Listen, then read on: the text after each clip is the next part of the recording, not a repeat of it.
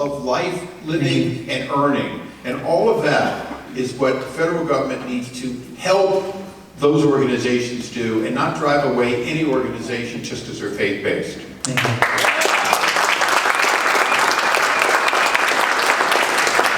Our community is faced with the politics of demonization with regard to homelessness.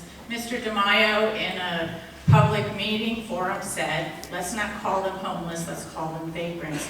My heart broke because I am a veteran, and I think of all of the veterans who are borderline homeless, struggle with post-traumatic stress disorder, and it shows a lack of knowledge of what the factors are. I've worked with the county on homelessness. David Estrella and I met specifically this past year to discuss homelessness issues. Omar Passins has an integrated service process for homelessness. We are collaborating already in the community for solutions. At the federal level, the VA is already working on homelessness issues for the veterans. And as a veteran and community advocate, I'm consistently pushing for change. We need to create the change within the community so that we're not looking at homelessness as a mental health problem. Thank you, Helen. Okay. First and foremost, I'm going to give you 90 seconds because you were involved. First and foremost, while I address the issue, which is a very complex issue, go to my website, homelessactionplanca.org. It's our 4-point plan to actually deal with the homeless crisis. I think this is a unique thing about my campaign. I'm the only congressional candidate in the country whose campaign headquarters is located in a homeless shelter. Because I said solutions for change is saving lives, and I want people to be exposed to their model of success, because we are literally funding failure at an epic rate in the state of California. We're throwing good money after bad. We need to stop coddling, and we need to start caring. Coddling is saying, oh, you're homeless, let's do housing first. I'm not asking you to change your life in the drug abuse. I'm not asking you to deal with the issue of mental health. What I'm asking you to do is take the keys for a $900,000 per unit affordable housing unit under Housing First, and don't change anything in your life. Take up that unit, and then take that unit away from someone who may be willing to make the changes in their life to break that cycle of dependency. We need to start funding failure. Now, the congressman mentioned that he's going to continue to fund Solutions for Change. That's odd. Solutions for Change doesn't get a dime of government money because they don't allow people to continue to use drugs. They require that you stay clean and sober. So does the East County Transitional Living Center. And both Solutions for Change and East County Transitional Living Center have a substantially higher rate of success. I want to fund success, not failure. Go to my plan, homelessactionplanca.org. It begins with law enforcement, and it ends with caring.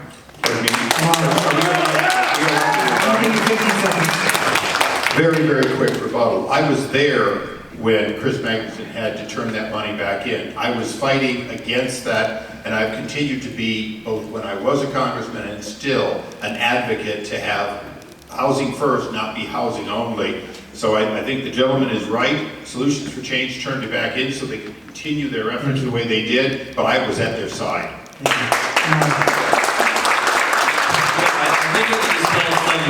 I find it fascinating. I know I'm not the only Christian in this room, but when Jesus says, what you've done to the least of these, you've done it to me, I take that seriously. So let's look at our homeless population. We are the second biggest veteran homeless population in the country. So when you see those homeless people, don't think about them as lowlives. They served our country. They gave up their sanity for our freedom that we luxuriate under, number one. Number two, 80% of people who are homeless in this county are from San Diego. 15% of those who are homeless have mental illnesses. It's not just mental illness problems. Here's two things I would give you as an example. Number one, the first thing we need to do is, we are 20th in HUD funding and 4th in need. We need to change and update the funding formula so we get more federal funding. Won't raise 1 penny in taxes if we just put ourselves from being 20th to 4th in HUD funding. Whoever's in 4th needs to get kicked off and get back to 20th or something. Number two, I helped somebody, when I was in the Department of Labor, I helped a homeless person down my street get access to a good paying job. I thought that would change his life. It didn't. He needed housing, he needed wraparound services, and mental health. There's no silver bullet to the solution. We have to do everything. And what I did to actually get him off the street is I put him at the foot of the cross at my church. And the church worked with nonprofit groups that got funding from the Department of Labor to work with different groups to get these people off their feet. So government can't do it all by itself, but it sure has a role to play. May I interject? We're gonna ask another question. We gotta move on. We have a lot of questions in limited Well, time. they're both, they got 90 seconds here, and everybody's listing My off next question is some to Amar. falsehoods here to My everybody. next question is to So, Amar. And it Mr. deals with Hall, assault. Mr. Hall, in fairness to everyone, if you give them 90 seconds, then everyone should Yeah, get. Helen, wait 1 second, please. Because they were mentioning my name, if you want to use part of your next allotted question to answer that, then you can. My next question is about the SALT repeal. It was a vote once, it's an important subject. President Trump's 2017 tax cuts limited the SALT deduction despite criticism in high-tax states like California. Good. The cap is now $10,000 for both single filers and married couples filing jointly, but the House voted largely along party lines in December to raise and then repeal the cap in coming years. How would you have voted on that specific bill in December?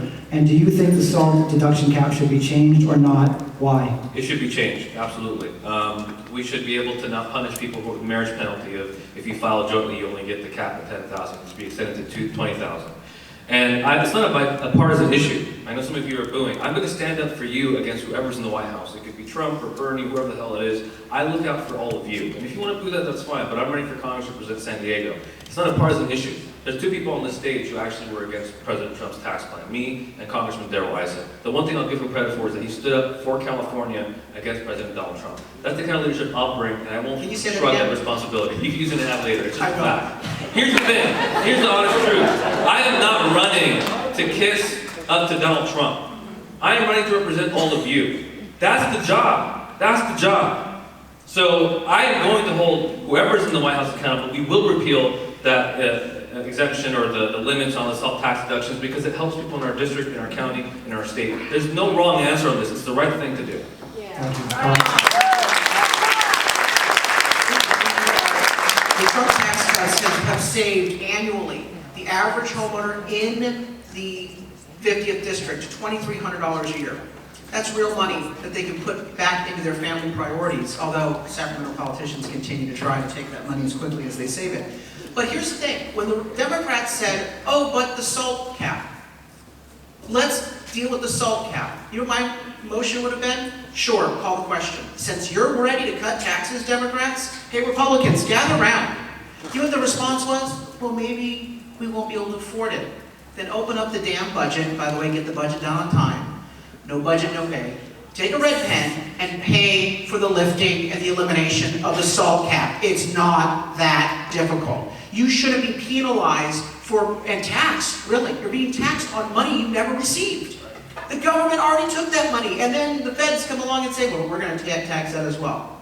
And Amar, how about we schedule a little meeting with your buddies in Sacramento? How about we just tell them to cut the damn taxes in California so we never have to tax the SALT cap? By the way, unless the president supports a lifting of the SALT cap. Helen, your turn. Thank you, and I really wish He you stopped mentioned my doing name, this, going into other people's time. I support the elimination of the marriage penalty tax. I was married, I'm not anymore, but when we were filing joint returns under the SALT, it is very important, based upon the language of the TCJA, there's a need to have legislative modifications to stop marriage penalties. Marriage is an institution in our country, whether gay, straight, or otherwise. It is an institution.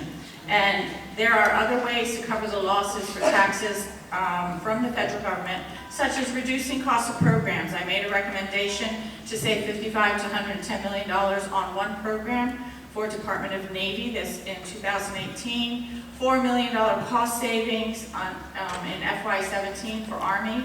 I am there for you. I'm running for Congress for you, not for these gentlemen, but for you. I'm in the district, and this includes veterans and other issues, and most of all, we need to look at how we're addressing issues with military sexual assault Thank you, and Helen. family issues. And just Thank you. a quick follow-up. So SALT deduction cap should be changed, yes or no? Yes. Okay, Congressman. Do I get 30 seconds for the fact that you mentioned my I name? thought you said you didn't want it. No, I did. I'm gonna give you 15. Okay, great. Number one, you know that I don't support just raising taxes up to you know what in California. Me and you actually agreed on something. Let's work on it.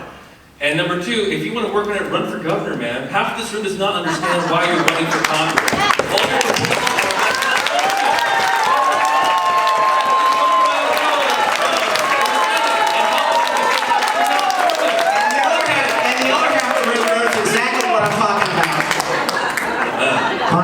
tough act to follow, but it's yours. You know, it's a pretty important question, and I'll take it very, very seriously. You don't easily tell Speaker Paul Ryan that you're not willing to support a bill in its current form, and when he says, well, I won't change it, you say that I won't vote for it. And yes, you can end up being the lone Republican voting no. But when I looked at that specific bill, there were good things in it, lots of good things in it, and I'm glad it passed in that sense. But ultimately, it was an unconstitutional principle. Taxes taken by the state are taken first. And when they're gone, you cannot count that revenue a second time. That principle, not just the dollars, but the principle was critical. And I told my party that they were making a mistake that they would live to regret in the years to come. And we're already looking at how to undo it. So the answer is, of course, I would lift the cap, because the basic principle of taxing people twice is wrong. Thank you.